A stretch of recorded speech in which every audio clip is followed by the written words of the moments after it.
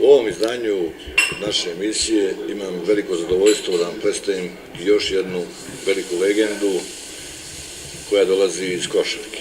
Sa nama je Nebojša Bogavac.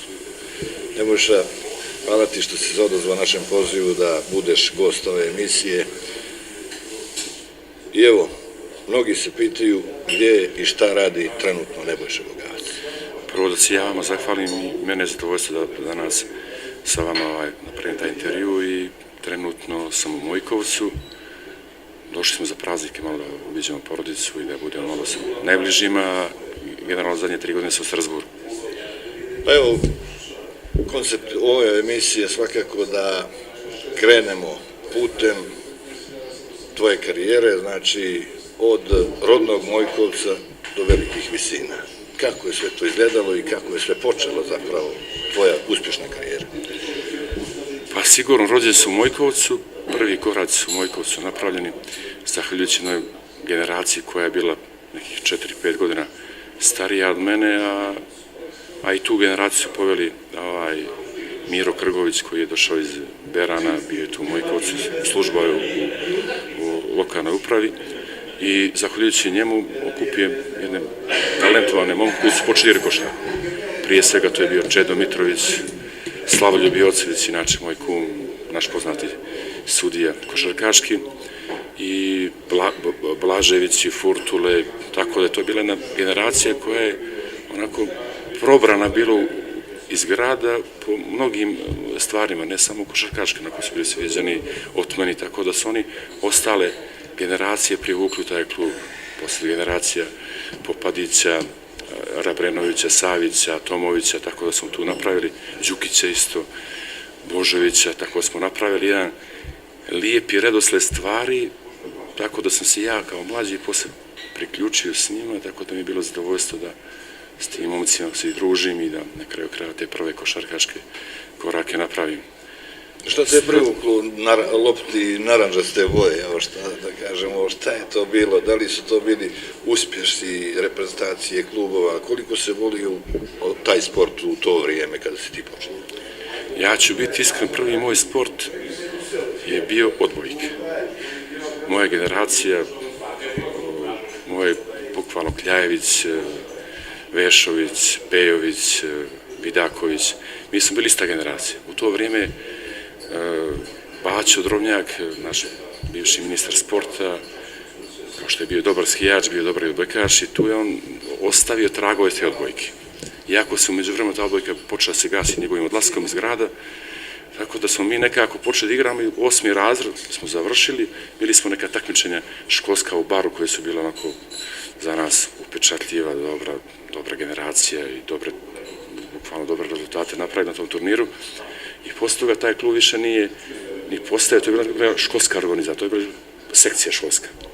I posle toga taj košarka ostala, a zahvaljujući najviše, iskreno, Slavoljubu Joceviću koji je svakodnevno bio na tom našem glavnom centralnom košarkaškom terenu gdje sam ja dolazio, polako sam počeo s njim i tako da prateći njege ušao sam u košarku normalno i košarka je u to vrijeme bila i popularan sport, tako da sama ta naša klubska takmičenja Jugoplastika u to vrijeme koja je pravila izvanredne rezultate i Partizan i ta generacija i reprezentativni nivou dala je da ih vi pratite na ta prvenstva bukvalno do samih završnica i naravno javi se želje kod svakog čovjeka da se okuša i proba u tom sportu. Onda, da kažemo, kreće karijera. Komšijski Gorštak. Jeste, to ja ću pomenuti te ljude koji su tada bili dan danas su tamo. Zahvaljujući Dražanu Draškoviću, vašem kolegi koji je dugo godina dopisnik jednog pobjede iz Kolašina, tako da je i on, da kažem, nekim virusom bio zakačen. On igrao u Mojkovcu s tom generacijom koja je bila starija. Mojkovac je pravio taj miks Kolašin, bilo neki 4-5 Kolašinaca koji su zajedno s Mojkovčanom pravili ekipu, pa su svake godine mijenjali. Jedne godine su bili domaćini Mojkovčani, 4. novembar, druge godine Gorštak, tako da je to dobra priča bila. Ali, pošto spletom okolnosti situacija koja je bila u gradu i ta selba koja je nastupila, tako da više košarka nije imala neki neki impuls u gradu. Tako da sam ja prešao u Kolašin, priključenog mladog generaciju, predvođeno Šćepanovićem, Pekovićem, Dulovićem, Todićem, Pejićem, Bulatovićem, Šćepanovićem drugim, tako da sam ja Tatićem, Igorom, tako da sam se priključio njima i bukvalno sam išao na trening iz Mojkovca, putovao sam.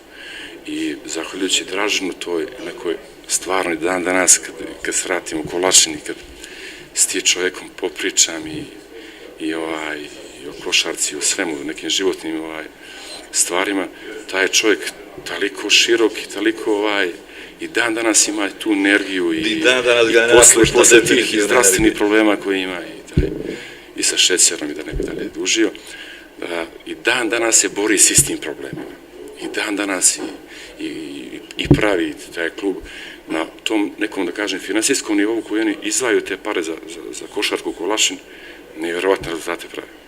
I imaju 2-3 selekcije, Marko Simonović, zadnja generacija, pominjem, Šćepanović koji je početnik, prvi koji je izašao iz te škole koji je dostigao do tih visina, pa onda posle toga Šćepanovića bili su i braća Rakočevići, tako da je to neka priča bila koja je bila prava, zdrava košarkaška priča.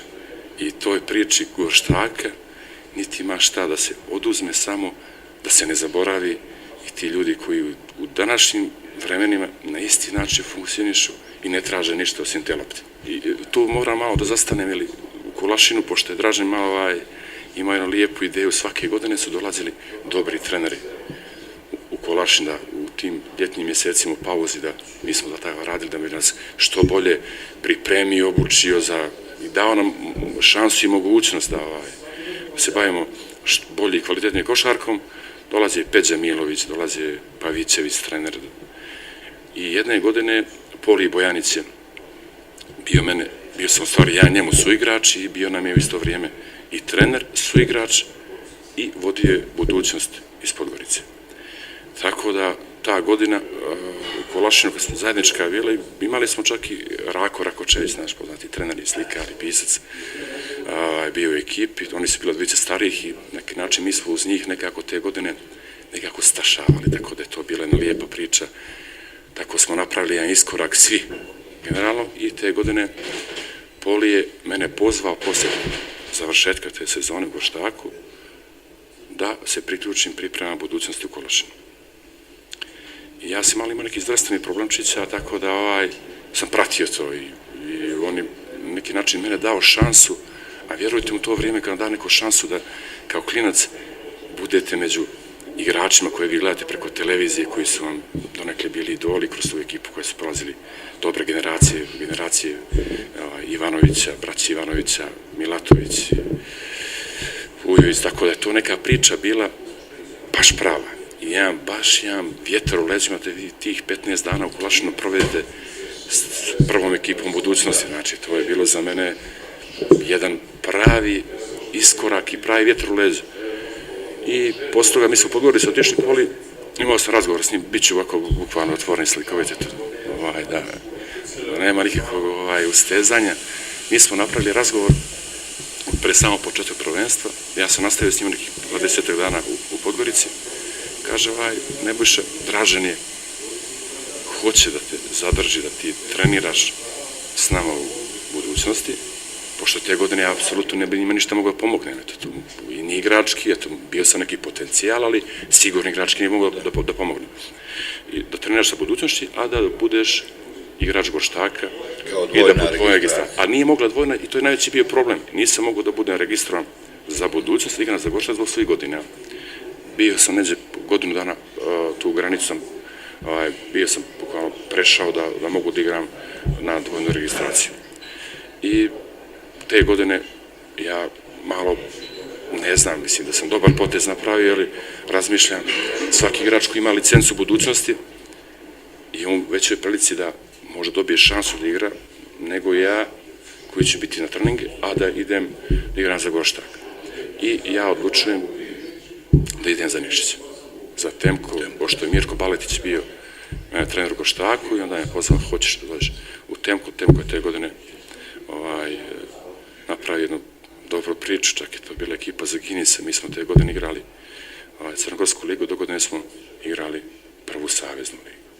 Kad je liga brojala 32 kluba, tako da je to bio jedan nastavak priče koja i taj skok, igrate Crnogorsku ligu, ali igrate saveznu ligu. Tako da sam u Nikšiću proveo 2 godine i te ljude moram pomenuti, to su, mislim, čitav moj put, svi ljudi koji su sarađivali sa mnom čitavog tog puta, ima jedno veliko hvala s moje strane i zahvaljujući njima ja ne bi ništa mijenjao, jer on je bio efikasan, dobar i na kraju krajeva i dan danas ti su ljudi ostali prijatelji, rado se i viđamo i srećamo i tako i popričamo, sjećaju se na te dane.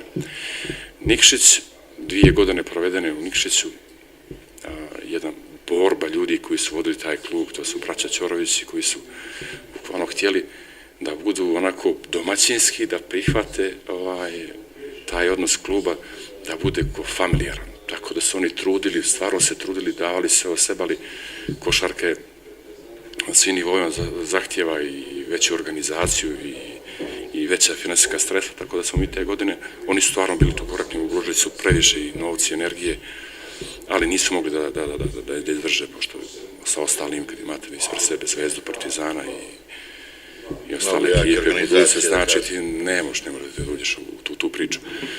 Tako da sam te 2 godine odradio u Nikšiću, tako da i dobre smo rezultate napravili, ali smo ti tu, jedno ću anegdotu ispričati, ulazak u veći rang takmičenja i bukvalno došli smo do zadnje utakmice u gostovanju protiv Berana u Beranama i tako da je ta utakmica će mi ostati sigurno čitav život u sjećanje. Došlo do neke završnice, igrala završnice i na kraju nekih 15 sekundi nestaje svjetlo u dvorani. Dobro, jeste malo, nije sportska priča, ali desilo se, jeste. I tako da dolazi do gašenja svjetla, problema na tribinama, ali dobro, ništa nije bilo, nekih fizičkih napada, nije ništa, malo je bilo, eto, ta završnica nije bila sportska, ali eto, taj čitav ambijent, taj događaj na kraju, sigurno, i normalno da je sportski veliki rezultat, da mi možemo idući godin da nastavimo neki veći rang takmičenja, tako da sam onako, ta utakmica ćemo ostati čitav život usjećan zbog te, na kraju kraja, stvarno te malo vatrne završnice. I onda dolazi, kako dolazi uopšte do tvojeg puta na Cetinje? Ja sam između Cetinja i Nikšića, ja sam boravio i u Proleteru Zrenjaninu. Tako da sam taj put u Proleteru... Koji je to period bio? To je bilo 95. godina Proleter. Proleter te godine, čovjek koji je vodio Proleter, Kosta Jankov, naš poznati trener koji je bio imao priliku da bude i pratio dugi niz godina Božu Maljkovića, bio u Jugoplasci da su bili prvaci Evrope, bio u Realu, u Nikahi. Sad čovjek koji je i dan danas ostao, i dan danas smo u kontaktu, i čovjek koji je scout u Golden State, danas ne samo scout, nego i obavlja 2-3 funkcije tamo u tom klubu. Tako da to je čovjek koji je vidi u meni da imam neki potencijal za nešto još više i na kraju kraja ta utakmica u Nikšiću protiv Proletera. Ili te godine, moram se samo da se osvrne malo Proleter, te godine Proleter imao strašno dobru ekipu. Predvođen Lukom Pavićevićem, Mitrovićem koji je bio najbolji šuter ex-Jugoslavije iz Sarajevske Bosne, Čoj Donovčić, Gašpar, Dragan Nikolić, bio je naš Mugoša iz budućnosti, isto tamo, Midar Mugoša, tako da jedna ekipa onako baš dominantna, oni su čak igrali završnicu, to je te godine tog prvenstva, ja mislim da su bili 7. ili 8.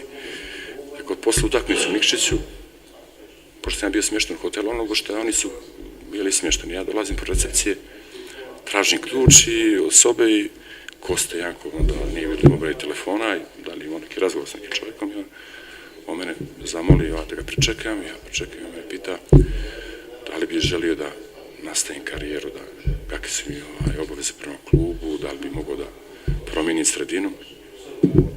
I normalno kad čovjek tih referenciji, tog znanja te vas pozove, vi tu nemate apsolutno nikakvu barijeru da nema nedoumice da krenete tim putem. I posle nekih par mjeseci ja sam otišao za Proleter i mogu vam reći da sva ta košarka koja je bila prije Proletera je bila jedna velika energija i želja da se bavite tim sportom. A dolazite na jedan nivo koji je normalno, svi ti ljudi koji su radili prije toga sa mnom, oni su upućivali i to je bila košarka i to je bilo stvari koje si morao da učiš i da ponavljaš da bi se bavio azbukom. Ali dolazim kod njega u Proleteru i on meni kaže, Nebojša, dobro, vidi, imaš energiju, imaš snagu, imaš kvalitet, ali moramo da radimo mnogo više. Sad jedna stvar je bila čudno, svi slobodni i ja slobodan. Ali danima, samo s njim, jedan na jedan na terenu. Tako da, a to nije bio inkluzivni rad na jednom košu, nego na čitavom terenu. Te treninge nema šanse da ga zaboravim. To su bili tako iscrpljujući treninzi da je to bilo strašno. Da uz to fizičko iscrpljenje, znači traže čitavo vrijeme tu koncentraciju. Mi smo imali takav trening da to je bilo, morate razmisliti o uglovima, o pozicijama, morate bukvalno u svakoj poziciji tijela. Tako ja ću i ovom prilikom to čoveku da se posebno zahvalim iz kog razloga, jer je odvojio svoje vrijeme da radi sa mnom, mogu i da bude slobodan kao svi igrači. Ali vidi u tebi vrijednost tako da je odvojio svoje vrijeme. I ja sam sve te elemente koje sam ponavljao, ali pravilno ponavljao i koje sam čak imao s tim problema, nekih stvari koje sam se već i privikao da radim, da se od njih odviknem, što je bilo mnogo teže nego prihvatiti nove stvari. Tako da sam u tom dijelu stravičan za neki 6, ja sam osjećao 6-7 mjeseci sam stravičan, napravo sam bio neki način, lakše mi je bilo da ulazim u te kretnje, lakše sam se otvarao, bio sam opasniji po koš, tako da te stvari koje sam ja i posle njega i radio sam ljeti, tako da su to stvari stvarno su mi pomogli u karijeri da dođem do toga gdje sam i došao. Evo, praktično Zrenjanin, ok, Nikši, sve u redu, ali ipak je Zrenjanin bio neka tvoja prva stanica da si baš daleko od kuće. Kako si se adaptirao? Da li ti je bilo teško tada? Znate što, ja sam u Zrenjaninu, to je nekih 450 km od kuće, ali kuću nikako nisam mogao da zaboravim. Tako da, ja sam tražio, recimo, mogućnosti kako da dođem kući. Nećete vjerovati, recimo, kao utakmica svaka koja je bila petkom koja se igrala kući, ili neđe tu u okruženju Beograd ili Novi Sad. Normalno, Kosta je bio po tom pitanju rigorozan, to nije bilo posle utakmice da se možda se ostane pa da ne. Mjesto polaska mi je bilo obavezno za sve igrače i mjesto dolaska, tako da se nije mogla ekipa rasipati, tako da sam ja kombinovao s mojim kumom Vladom Bjekićem iz Zrenjanina, koji je tamo i gazda jednog lijepog restorana koji sam se dugo tamo i klub je imao neku saradnju s njim i to poznanstvo koje je bilo. A tome ću se posle nadovezati kako se s tim čovjekom upoznao, jer je stvarno zanimljivo sa tim Vladom Bjekićem, mojim današnjim kumom. Ja sam petkom išao i hvatao sam onaj voz večernji za Crnu Goru koji je stajao Bijelo Polje, Kolašin, ne, Bijelo Polje, Podgorice, bar. I ja dođem u taj voz, lijepo, izađem, neće oko 4 sata sam dolazio u Bijelo Polje, onda neko me sačekao, tata ili neko drugova, moj kvac dođe na jutarnju kafu s majkom i sa sin, dovoljno. Taj dan provedem, znači subotu, onda nedelju večernji voz, nazad, oko 6 sati stižem u Beograd, autobus lokal, Zrenjanin, i krećem s treningom. Jutarnji, ponedjeljak, znalo se 10:30 je trening, svako jutro bio, tako da niste mogli dosustveti. Ali imao sam sreće, moram priznati, nisam kasnije. Pomenuo si kuma, možemo i to da iskoristimo da... Pa dobro, kako, znači ja sam krećem dogovorio sa Proleterom i krećem za Zrenjanin i krećem večernjim vozom.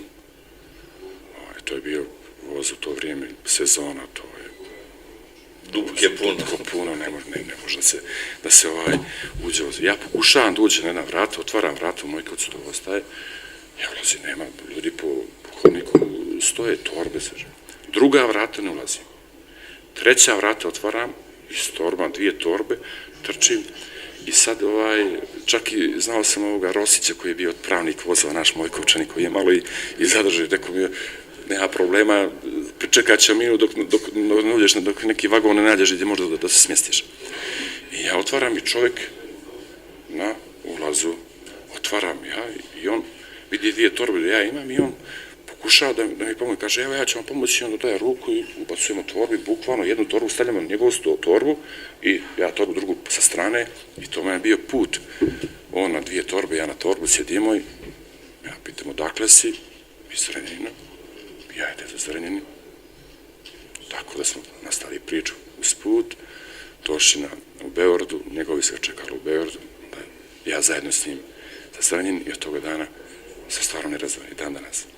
Eto, slučajno si jedan Zrenjanin čovjek upoznajem koji je završio, bio na Crnogorsko primor nekih 10 dana i vraća se kući, tako da smo se tu upoznali, družili smo se tamo i sad smo i kumovi, tako da, trodobli.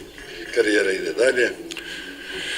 Karijera ide dalje, vraćam se tog ljeta, i to je možda zanimljivo, ja se vraćam u Budvi, čitavo ljeto i svako jutro malo treniram i bukvalno prije izlaska sunca, što velike temperature i sretam Raljevića, sportskog direktora Lovćena.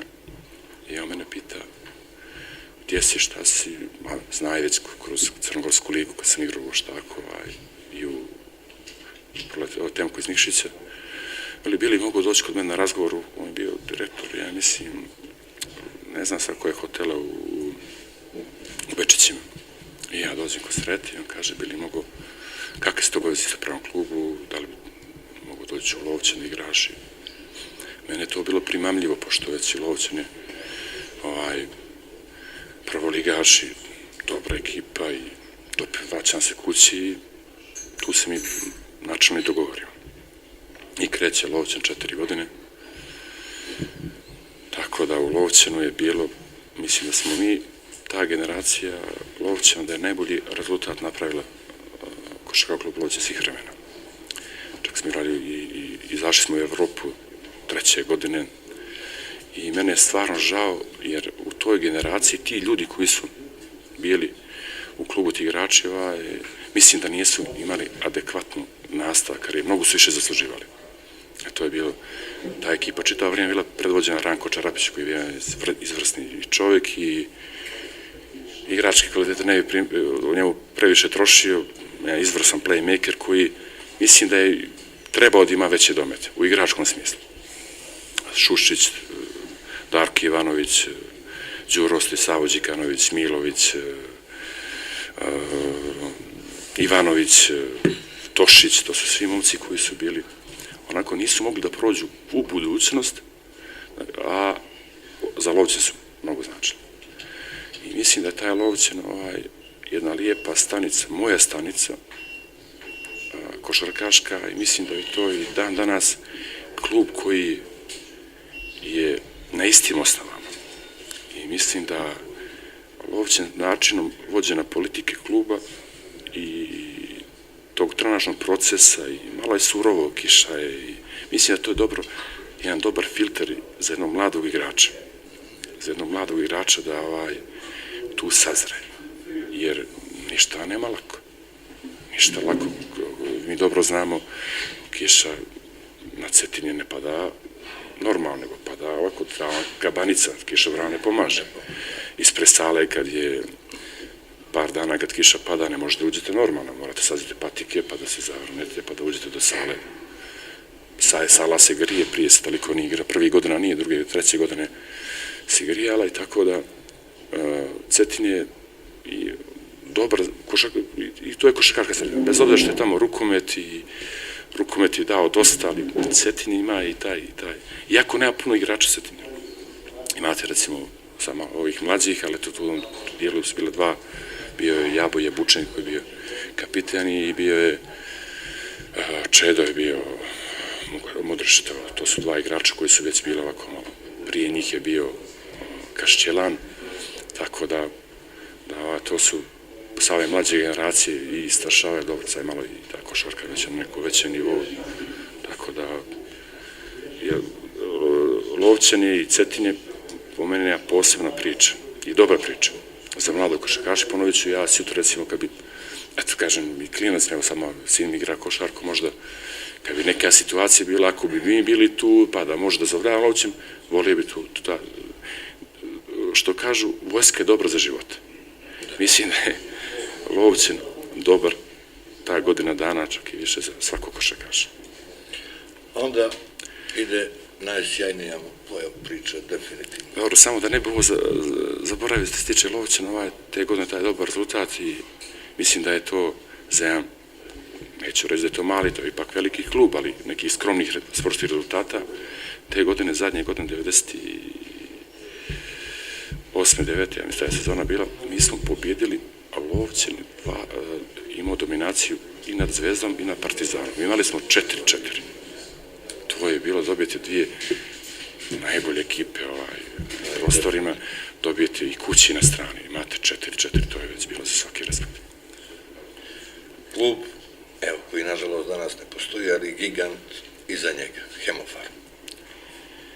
Sad ću vam reći, Hemofar, znači, dolazite na jedno sunčano ostrvo, a prije toga ste bili u Sibiru. Ja sam imao spletom okolnosti kroz do sada karijeru Mojkovac, Sala, Minus. Kolaši, ne grije se nikad. Nikšić, velika sala, ne grije se nikad. Proleter, to je bio hangar za avione, to je bio jedan silos koji je, mi smo recimo na time outu kod Koste i sad, ako znali smo kod Sjeverac kad jako duva, ako smo neđe na terenu, pa tu je neka promaja, mi smo morali, ajmo malo udesno, da se pomjerimo da mi smo prekidali trening u Proleteru, imamo recimo pauzu, neki par minuta, uđemo, ima je taj domar koja je u sklopu sale bila ko neka mala kućica ispod tribina, to nije bila kancelarna, baš kućica od asaka, mi uđemo, skuvaramo čaj, popijemo po čaj i nastavljamo trening. I vi sad, znači, imate tu priliku da iz frižidera, koji ste išli čita karijeru iz frižidera u zamrzivač ili iz zamrzivača u frižider, dolazite u salu koja je ubedljivo najljepša na ovim prostorima. Mislim da je dan danas na zavidnom top nivou. Imate jednu teretanu koja je opremljena tehnologijom, znači sve moguće sprave.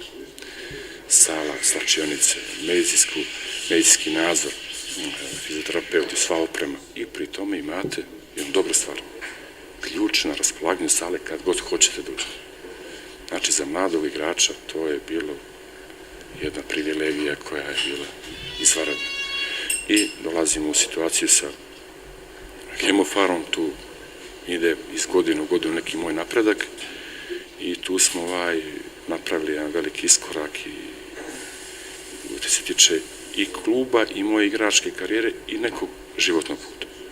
Tako da se meni u te 4 godine sve dobre stvari, ne životne stvari, desile.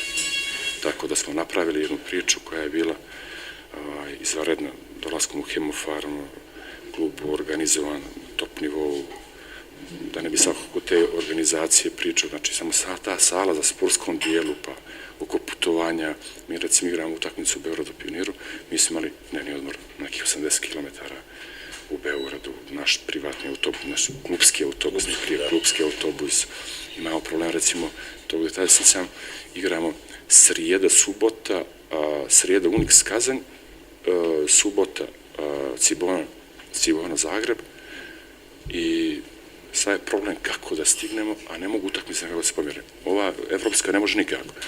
I sad znam, direktor kluba kaže, moramo sastaviti sa predsjednikom Babićem i donosi se odlika se plati čarter let koji je, ne znam, koji treba slede, Unix tamo vas pričeka, pa iz Unix se vas vraća Zagreb i Zagreba za Beograd. Znači, to je već bilo 4-5 dana i zakupiti avion. U to vrijeme to je već bilo sigurno velika svota i novca i dobro sjećam, Montenegro Airlines je vozio tu taj čarter let, tako da oko sve te organizacije, oko toga uopšte se nije štedjelo i uvijek se izlazilo u susret sportu. Tako da je Hemofarm, što se tiče organizacije, ja sam, znači, igrao sam i danas sam u košarci i evo i u francuskom zadnjih godina, ali ta organizacija još nisam srećan. A upravo ta organizacija donijela je i trofej. Nije on bio iznenađenje u ono vrijeme, iako kažu mnogi, to je bila senzacija da Hemofarm osvoji Jadransku ligu, ali upravo te stvari su pratile taj uspjeh. Pa, moje neko mišljenje, mislim da mi smo nedovoljno trofeja osvojili. Jer Hemofarm je zasluživao igrački i organizacijno sigurno možda još par trofeja. Možda i kup jedan i dva, ali spletom okolnosti, znate kako, ja ću biti malo iskren ovako. Hemofarm su tretirali malo kao jedan klub sa periferije. Mislim, igrali si, pa čak i ljudi koji su radili u klubu.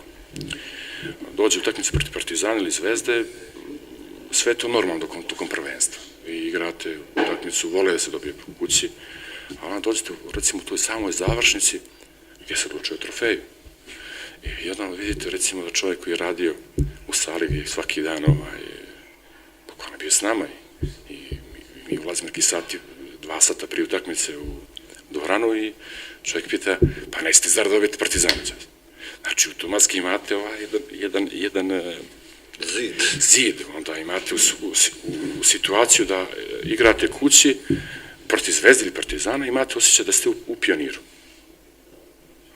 Apsolutno doživljaja atmosfera na tribinama, sve te ostale stvari koje prate. Navijači okreću leđa. Pa dobro, Hemofarm nije imao inače neke vatrene navijače, ali znate kad horda krene tih navijača, znate kako kod nas je bilo ranije u to vrijeme, jedna stvar, dijete, ajde, ne bi sad, ali u tom pravoslavnom želju kažem, kad se dijete rodi, krsti se, dobije ime i dobije dres na rođenju, da li Zvezde ili Partizana. To je ranije tako bilo, tako da je sad to se malo izmijenilo i došlo do svega što je došlo, ali generalno svak na kraju ili je Zvezda ili Partizan. Ti kao klub koji nema neku veliku istoriju, nema svoje navijače koji su baš u tom dijelu da te prate, da žive s tim klubom, teško izrasti na kraju kad dođe ne kažem stani pani, ali dođe do trofeja gdje svak tu godinu dana potroši da bi se to osvojilo. Evo, te 2004. na 5. bio si MVP play-offa, znači definitivno čovjek koji je možda i najzaslužniji za taj uspjeh Hemofarma. Pa, ja sam bio MVP play-off, ali generalno to je dobra ekipa bila. Znači, to je bio Savo Đikanović, Milenko Topić, Hukić, Bakić, Borisov. Znači, mi smo imali u svojih prostora 5 igrača, bukvalno, Popović, Vasiljević, prije toga je bio i Stevan Peković, Ljubo Vidačić. To je ekipa bila, Tica, Miličić je tu bio, ali Miličić je bio prije toga potišao za Ameriku, tako da u tom dijelu sve pohvale tim igračima. Košarka je specifičan sport. Ja sam nekog mišljenja da samo ne može ni taj igrački kadar da donese tu titulu ako nije neka humanizacija čitavog kolektiva. Znači, i trebaju svi da rade svoj posao. I upravo treba da radi svoj posao kvalitetno, treba stručni štab, treba se odaberu igrači koji će da iznesu. To je jedan kompleksan posao, s obzirom u kolektivnom sportu. I kažu prvaci, pa nisu samo igrači, nisu samo treneri, to je jedna velika vojska iza kluba koja treba se posloži na lijepi način da bi to iznijeli na kraju, da se to osvoji, da budu svi zadovoljni. Tako da sam te godine bio MVP finala, ali generalno za Hemofarm i za rekao sam malo pre te životne stvari koje su me okružile i napravile srećnim i zadovoljnim. Mislim da svaki igrač u karijeri ima cilj jedan koji ga vuče. Kad pogledamo svu tu plejadu igrača koja je prošla košarkaška od Kićanovića, Dalipagića, pa prije Ćosića, pa ne znam, svih tih, pa ajde da kažem, ta mlađa generacija koja je nastavila njihovim Danilovića, Đorđevića, Divca, pa Spalja, tako i tih naših igrača, Luke Pavića i svi njih koji su napravili taj neki nadogradnju, neki nastavak toga, tako Tako da vi živite u košarkaškoj porodici, familiji na koga i vi želite taj rez da vučete. Da kažem, naši prostori su uvijek važili za među najboljima na svijetu što se tiče ovog sporta.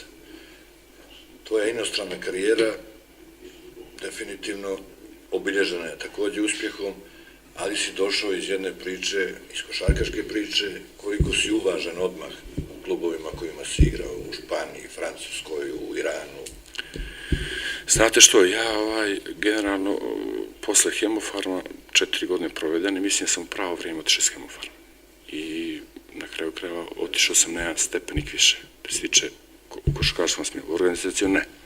Ja sam rekao malo prije da Hemofarm, da se tiče organizacije kluba, to je, ja mislim da je to moguće. Nisam bio NBA, ali sigurno neđe, možda je tamo i bolje, sigurno i bolje jeste, ali taj odnos i organizacija, to je nešto izvanredno.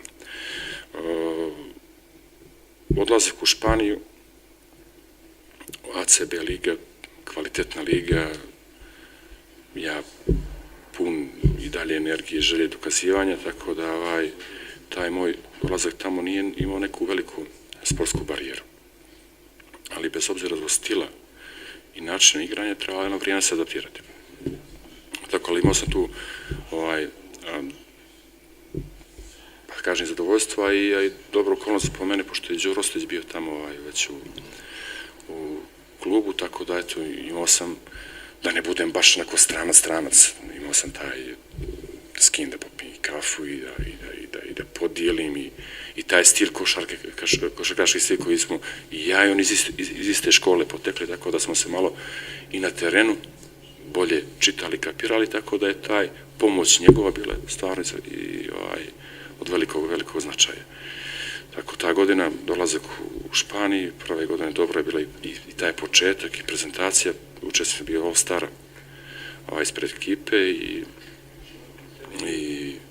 bio sam učesnik i to takmičenje do 3 poena All-Staru, ali to malo moram uvesti, pošto počeli smo prvenstvo, pripreme i dolazi situacija da neka situacija u igri, malo nije baš bila ozbiljna povreda, ali zahtijevala na vremenski period da moram biti van terena. Bio sam nekih 10 dana, a bukvalno posle tih 10 dana, nekih 2-3 dana trebalo da se ide na All-Star.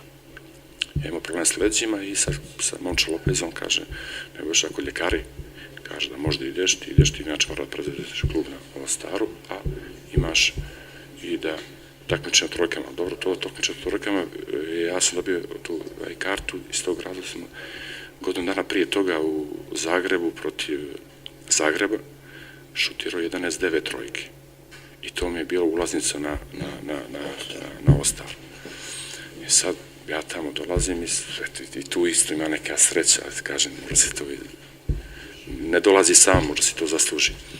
Bože, majko i s Realom i on je vodio ekipu All-Staru. Ali ja idem, ali i dalje imam problem. I sad, Bože, ja mu se požalim, neko Bože imam problema s leđima, a Real, klub koji je isto organizovan pare, 2-3 ljekara u ekipi, 2-3 fizioterapeuta, oni kaže, nek nema problema, moj medicinski tim ima da te pogleda, da idemo šta može. Ja odem kod tih fizioterapeuta, oni stvarno na sat i po vremena to odrade posao odlično, mada ja i dalje osjećam bolje. On kaže, i sutra ćemo prije podne, kad se završi imaju neke kvalifikacije, to šutirom 3 poena, pa ćeš da dođeš na tretman. I ja odem ujutro na trening i sad taj trening je bukvalno takav raspored je u šutirom trojaka da može da kao će s kim da šutira, se takmiče 2 igrača, jedan na jednom košu, drugi na drugom košu. I ja budem najgori na šutiranju. Najgori. Od 20 lopti, 25 lopti, ja ne znam da li sam 7-8 pogodio. E sad imam problem je što u čitavoj grupi, jer Bulok je bio tu, onda je bio Rodriguez, bio je Rudi Fernandez, Bazile, znači svi vrhunski igrači u to vrijeme šuteri, a između ostalog i jedna cura. Rudija Fernandeza sestra, koja je najbolja trojkašica ženske košarkaške lige u Španiji i ona je dobila kartu. Sad ja se vraćam, kažem, ne daj Bože ako budem morao protiv nje da šutiram, pa me ona izbaci. Znači, nema ti je poslije i od kuće i od svih drugova, to se telefon ne gasi. I ja srećom nisam bio s njom prvi krug, odem u stvari kod ovih u Realu fizioterapeuta, on je to odradio, mene već bolje lakše uveče takmičenju. I na takmičenju Igora Kočević je bio sa Realom i bio je mali Koljević, isto je bio na ostavu. Mali tada je bio malo mladi, ali dečko više čovjek, ima i familiju i sve živo. I dolazimo iz finala, od ovaj četvrtfinale, polufinale, prolazim u finale, šutiram sa im Rodriguezom koji je 4-5 puta bio u finalu, nikad nije osvajao finale. I sad on bira, pošto je bolji imao prolazu u polufinalu koju će stranu, ko će prvi, drugi da šutira, i on šutira i daje 19 koševa ili 20, nisam se siguran to. I ja drugi krećem i ja dajem jedan manje koš od njega, a ostala mi je šarena lopta koja nosi 2 poena. I u zadnje sekunde, znači minut šutiram i ona ulazi i ja uzimam finale za 1 koš. Tako da, eto, nama smo napravili, nažal, 5. put nije uzeo finale. Ja posle društvom proveselio, bila lijepa i nagrada, tako da sam i posle organizovali jednu večer kad sam se vratio u klubu u Lugo, tako da taj početak je bio dobar, to je bila najava za sezonu, ja krenuo dobro prvi 4-5 kola, ali onda prolazi povreda koja me dobro nazadila. Dosta toga si zapravo uložio si čitavog sebe, promijenio si 3 kluba u Francuskoj. I danas si u Francuskoj. Evo, tvoji početci zapravo u toj državi. Pa prije Španije bio je i Le Mans interesant, da li Španija ili Francuska. U razgovoru sa Miškom Ražnjatović, Miško kaže, bolje idemo za Španiju, bolja je liga, i nema tu. Miško po tom pitanju korektan, lijepo na stolom kaže, to je bolje, imamo to i to, nema tu, sve jasno. I Španija završena, vjerovatno da se nisam povrijedio i dalje je ostao u Španiji, vjerovatno. Taj prvi 4-5 kola i ono što sam pokazivao i sve to je obećavalo da mogu i dalje da nastavim tu ligu da igram. Ali prije toga isti trener me traži u Le Mansu koji ostaje u Le Mansu naredne godine. Vincent Collet koji je danas i dan danas Maestro Feni, najbolji francuski trener i dan danas je selektor francuske reprezentacije. Tako da, posle Španije, Miško kaže, i dalje su zainteresovani, idemo tamo. Sad ja sam i počeo prvenstvo malo i povrijeđen u te povrede iz Španije, tako da nijesam baš u startu ušao u neki dobar ritam. Stvarno je teška liga. Liga je izvanredno teška, to je totalno drugačija od španske i ona je teška, ali je drugačija i od naše i od španske. Dosta je fizike, dosta je to trčanja, tako da je više liči neku koleč košarku. I u Le Mansu 2 godine odlično provedene, Euroliga, i tu smo imali neke zavidne rezultate na nivou koji klub je posjedao, tako da igrate sa Efesom, sa stavne ekipima, to je već i razlike u budžetu, i igračkom kvalitetu i u svemu, tako, ali sasvim pristojne 2 godine. I posle te 2 godine vratim se ponovno u Crnogori i počnem malo da igram za Lovćen, nemam kluba sad i posle, a trener iz Le Mansa potpiše za Asvel u Villeurbanne. I oni su imali problema sa ekipom i neđe oko, ja mislim da je to bio početak decembra, dobijam poziv, da li bi da se priključiš, a već Asvel već u vrhu i u rezultatu i inače jedan klub koji je među 3 najbolja kluba u Francuskoj. Ja se vratim u Asvel, ponovo s velikom energijom i dođemo do finala. Malo je specifičan, tada je bio sistem takmičenja. Igra se play-off, igrate polufinaale, četvrtfinale, polufinale, jedna kuća, jedna na strani, a finale se igra u Bersiju u Parizu, jednu utakmicu. Tako čitave godine klub, ekipa koja vas iza vas prati, publike, tako da ne mogu da imaju tu privilegiju da tada nisi imali, sad već promijeni sistem i sad drugačiji. I u Bersiju 15.000 ljudi ulazite u salu, fudbalski stadion. I mislim da na jedan lijep način sam i treneru koji je zasluživao sve što je uradio za mene, van sam kolega koji i kasnije čitavo vrijeme bio zaslužan za moj boravak u Francuskoj i dan danas.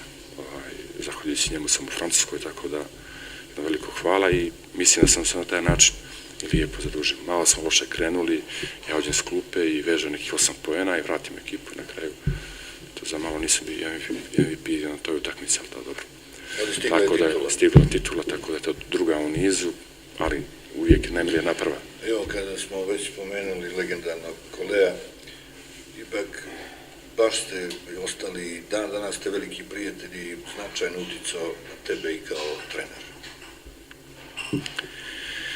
Pa jeste, ali mislim da i on s druge strane cini kvalitet i taj trenerski koji je u Francuskoj je kvalitet košarke na jednom zavidnom nivou, ali svi treneri vole naš sistem košarke, našu školu košarke, neke trenerske metode, tako da ta otvornost i to prijateljstvo i njegova ljubav prema našoj košarci je napravila tu vezu da smo mi napravili izvrnu saradnju.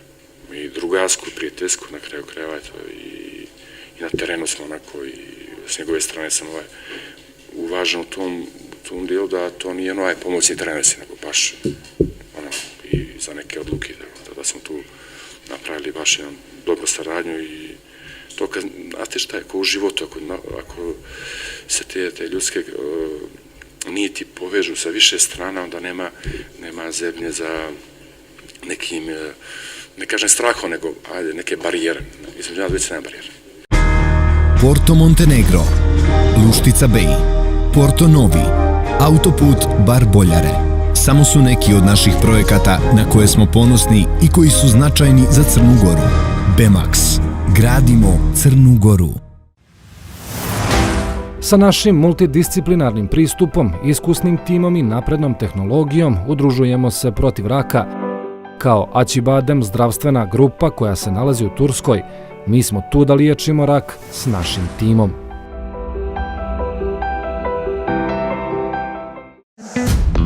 Nudimo brze, moderne i praktične usluge. Pametna financijska rješenja za svaki dan. Zato smo prava banka za vas. U nedelji štednje štedite po najboljim uslovima. Sigurna i od povjerenja. Adriatic banka. Evo, možemo da iskoristimo i za trenutak i za priču o reprezentaciji. Igrao si za, tad se zvalo Srbija i Crna Gora, na Evropskom prvenstvu. Pa rekao sam malo prije, Srbija, Crna Gora, reprezentacija 2003. godine, tako da, znate kako, rekao, svaki igrač koji se bavi bilo kojim sportom, mislim da je kruna karijere, obući taj dres.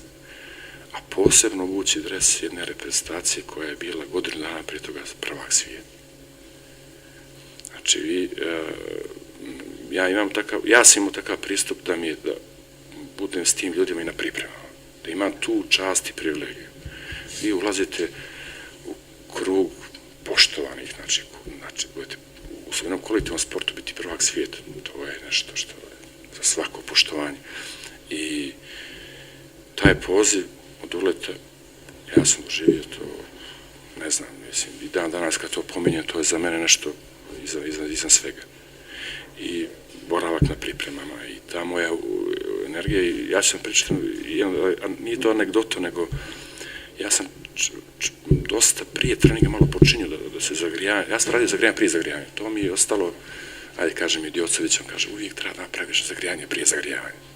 Da uđeš spreman za zagrijavanje. Tako da sam ja to i posle treninga sam ja uvijek ostao, doletio su treneri stvarno zahtjevni i fizički i tako da imao sam tu sreću da posle treninga vas za tih nekih velikih igrača htio da ostane da šutira.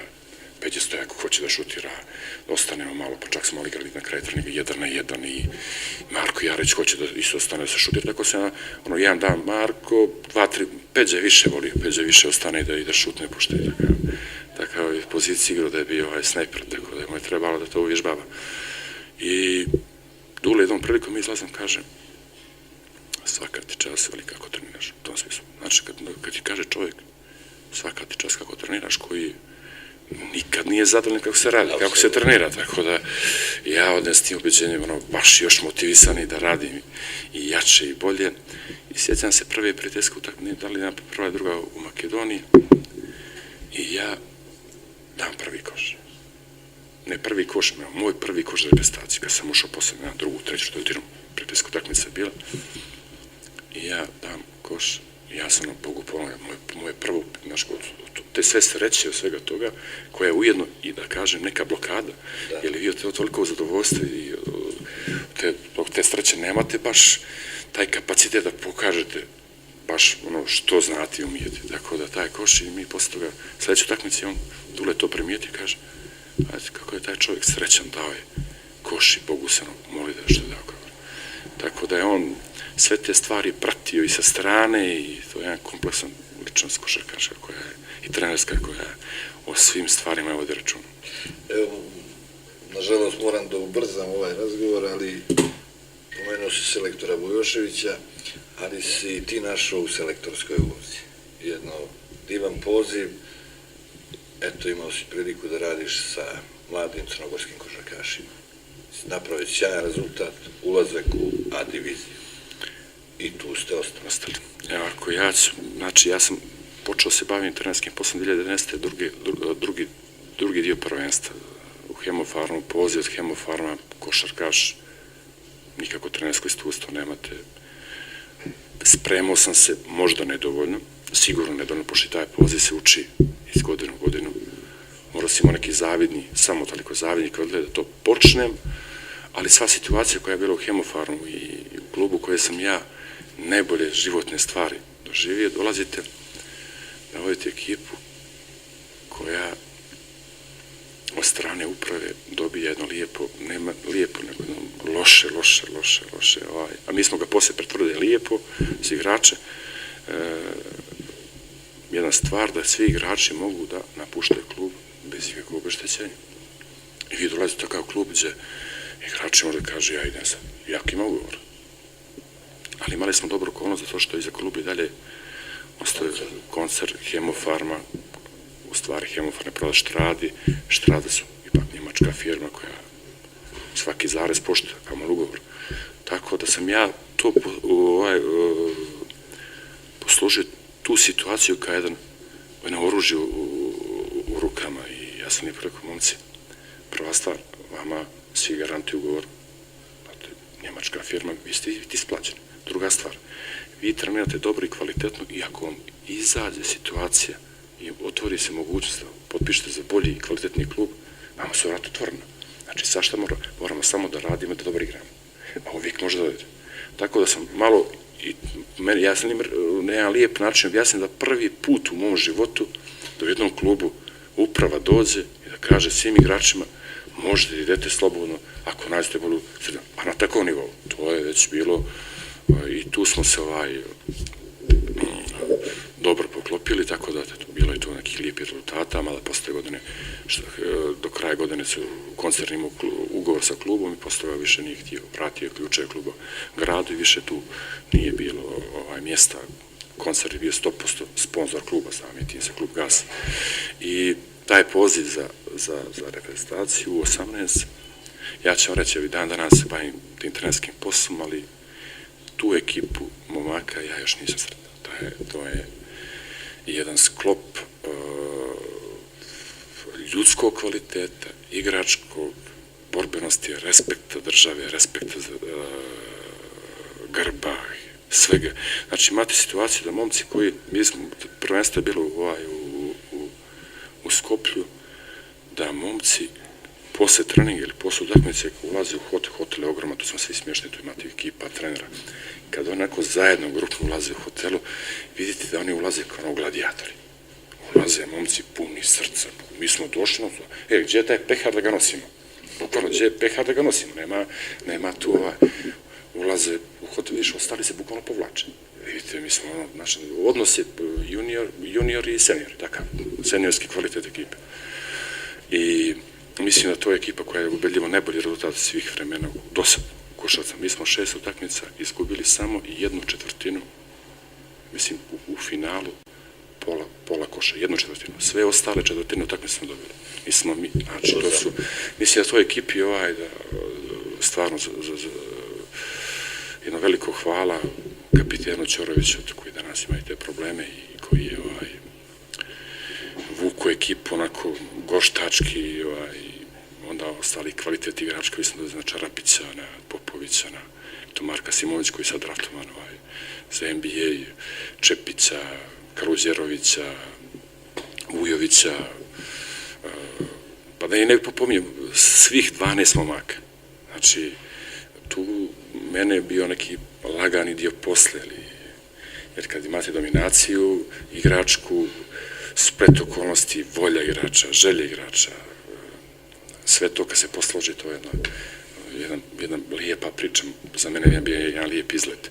A s druge strane, i taj odnos, vjerujte mi da mi u čitavom tom pripremnom periodu i u samom takmičenju nijedan eksces nije bio, nijedan problem nije bio.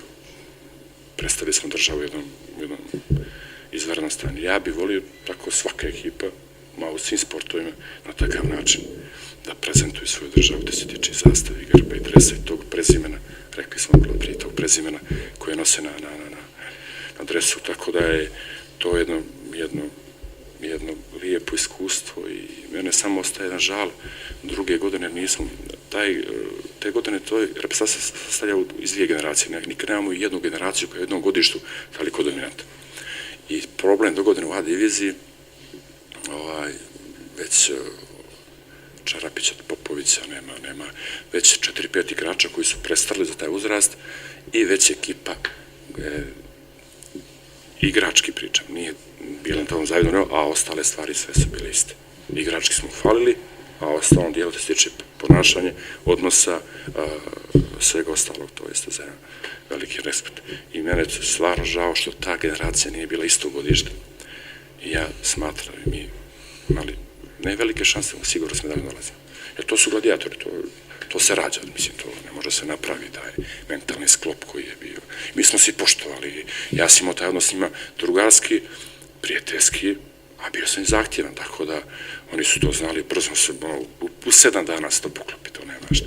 I s druge strane, je to mene, za sad, i trenerski najveći uspjeh. Tvoje riječi ohrabruju, jer crnogorska košarka ima definitivno budućnost. Crnogorska reprezentacija. Pa znate što je, mislim, svaka reprezentacija je dovoljno jaka, koliko je dovoljno jaka liga. Eto, mislim, Crna Gora, košarka konkretno, ima tu privilegiju što igra tu regionalnu ligu. A to je, vjerujte mi, jedan kapital koji je za sport nevjerovatno veliki. I sad ova reorganizacija što je došla ove godine, ABA 2 liga, pa onda imamo i juniorska liga koja je do 19, a iz ABA 1 koji su klubovi obavezni, te mladi igrače. Zamislite kakav je to jedan lijep redosled napretki igrača i kluba. Prije smo imali, prije nego što je počela Jadranska liga, Crnogorska liga, imamo klubovi, euforija, dođe, budućnost osvoji, onda to je stop. Sad imate Crnogorsku ligu, za koju se borite, da uđete u ABA 2. Pa tu vam treba određeno vrijeme da se adaptirate, pa da tu ligu napanete, pa da igrate ABA 1, pa tu treba da se adaptirate, da napanete nešto bi zašli u Europu. Znači imate neke redosne stvari gdje se klubovi, a igrači samim tim razvijaju nekim uzaznom putovima. Druga stvar, mladi igrač ne može u budućnost, može u Lovćan, ABA 2, ne može u Lovćan, može u nekoj crnogorski jak klub i data mu je mogućnost da se razvija na jedan lijepi način. Ali prije toga šta se nama desilo, ja ću vam reći, prve godine kad sam bio u reprezentaciji, imao sam dobro saradnju sa Savezom, mi smo napravili jedan širi spisak. Mi smo pozvali za vrijeme tamo ovih dana od katoličkog Božića, pošto tamo svi igrači koji su vani, ti mlađi koji su na školovanju, koji su otišli do neke stipendije, tako to, oni su bili prinuđeni igru. I mi smo napravili taj trening, eto, da se čisto poznamo, da malo se vidimo. 36 igrača je bilo vani, pozvato na to okupljanje, se malo vidimo. Nisu svi došli, neki koji su, bilo mislim 25. Sad mislite to godište, ta 2 godišta koji su to selekcije. 35, oni su svi otišli, su imali neki kvalitet igrački. Ujedno da uče školu, da se bave košarkom i mislim, osim svima, ono se skoro svi pogubili. Mislim, u košarkaškom smislu da nisu imali neki napredak karijere. I mislim da taj problem je bio, zato što tada nije bilo ovoga i ti mladi igrači su morali da idu. Sad mladi igrač nema potrebe da ide iz Crne Gore i iz ovog sistema, zato ako vredi, sigurno će se popeti na vrh te planine i uvući taj adres budućnosti ili reprezentacije ili neko drugo klub iz regiona, na kraju krava, poslije da u Evropi ili možda u NBA, ko što Marko Simović Australije, tako da. Evo sada, nakon praznika, ideš za Francusku, čekaju te obaveze u Strasbourgu. Pa dobro, sad ove godine zbog sve te situacije i trener imao potpisan ugovor sa Savezom gdje nema pravo da vodi klub, tako da sam ja ove godine, čitave godine bez kluba, tako da ću pričekati da naravno sezonu ova situacija sad sa ovim virusom i znači klubovi su bukvalno sašli na nivo da nema ni minjanja, nema ni nekog imperativa rezultata ogromnog, nema pritiska publike, nema javnosti, tako da to je ova godina, ja mislim da je to bukvalno neka prijateljska liga koja ima i za svrhu taj rezultat na kraju, ali nema te draži, nema onog 6. igrača sa tribina, tako da će da, mislim, do augusta tako da ostane, pa posle toga potrudit ćemo se da nešto nađemo da ostanemo košarci. Mene, možda je to neka druga priča za sport, što možda u ovoj emisiji nije baš lagodna, ali treba je pomenuti. Sportisti zaslužuju mnogo bolji status. Ne da im se dodijeli, nego kroz karijeru da se prate, da to što su radili, da im ostanu do kraja života sportisti. Ja ću reći jednu stvar, da ja ne znam ni jednog sportistu iz Crne Gore koji je dobio sportsku penziju. Ne poznajem ni čovjeka. Sad kako treba to se napravi, ja ne znam. Mislim, znao bi da predložim i tako to, ali da li jedan sportista koji recimo zarađuje 15-20 godina, bude idol mnogim klicima, posle toga ostane bez sredstava, ostane bez bilo čega i postane socijalni problemi države i društva i tako da. Mislim da to nije zdrava priča. Tog sportistu treba da, ko što ga bodrimo s tribina, ko što nam je idol, trebamo u organizmu u tom dijelu kad on zarađuje, kako da sebi obezbijedi da bude sportista do zadnjeg dana svog života i da bude idol. Tu se ta nit gubi. Po meni, ne znam, to bi i država treba da napravi sistem kako da jedan sportista tokom svoje karijere ima svoje penzijsko i zdravstveno osiguranje po završetku koje treba možda on da finansira. Ne mora neko zarađuje velike pare u karijeri. Može dio procena svojih para da odvaja, da mu država naredi, da mu se nastavi zakon, se država, da mu se odvaja u fond gdje će on po završetku karijere, možda i kasnije 48. ko što je recimo imaju zasluženi sportisti. Imamo jednu stvar da svaki ko dobije zlato, srebro ili bronzu sa svih prvenstva i olimpijade ima nacionalnu penziju.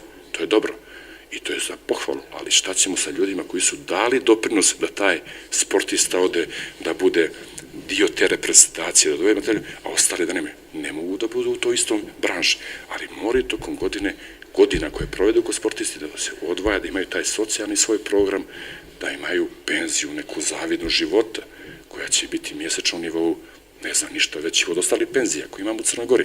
Ne mora biti u tom rangu olimpijskog ili evropskog ili svetskog bronze, zlata i srebra. I mislim da to je za mene, jer ja znam ih slučajeva, situacija samo nije takva, da daleko od toga, ja sam već u drugom priči, ali mene malo, jer neki ljudi koji su i mene bili idoli, i gledajući tada kad su bili, i da vidim ih sad u nekoj totalno drugom svijetu. Ja mislim da ti ljudi ne zaslužuju to, mislim da treba da zaslužuju da imaju dostojan život u građanima. Samo toliko, ništa, neke beneficije, ne znam šta, da imaju nešto što je više od ostalo, ali ako neko ne može nekih 15 godina svoje karijere da mu se sistemski odvoji od svojih sredstava koje on zarađuje, da li klub treba, da li igrač, to već ne ulazim, ali da on bude i dalje sportista. Na medijskom nebu Crne Gore pojavila se sportska televizija Mana je sport. Da li si bio u prilici da gledaš i koliko podržavaš uopšte to što na svaki način ova medijska kuća pokušava da reprezentuje, da afirmiše, da animira sportiste Crne Gore? Znate što je, svaka sportska priča je zdrava priča. I ona ima samo onu lijepu stranu medalje. I tu se završava. To je jedna priča gdje nema onu lijepu stranu medalje. U sportu kad se priča, to je za mene nešto što je, ajde kažem, sveto. Sigurno za pohvalu ste da emisiju koju radite i čitav taj projekat koji je na televiziji, koji može se prati i preko YouTube kanala i te lige koje se igraju, ne te lige koje se igraju, tako da ljudi imaju jednu lijepu opciju da bukvalno dobiju se servirano, tako da je to jedan iskorak veliki i za pohvalu, tako da vama želim isto u nastavku i vaše emisije i karijere novinarske da napravite još i ostale emisije, u druge teme, te sportske teme, tako da ste stvarno za jednu veliku pohvalu. Za kraj, zaslužni si građanin Mojkovca. To je grad koji nosiš u srcu i kome se uvijek rado vraća.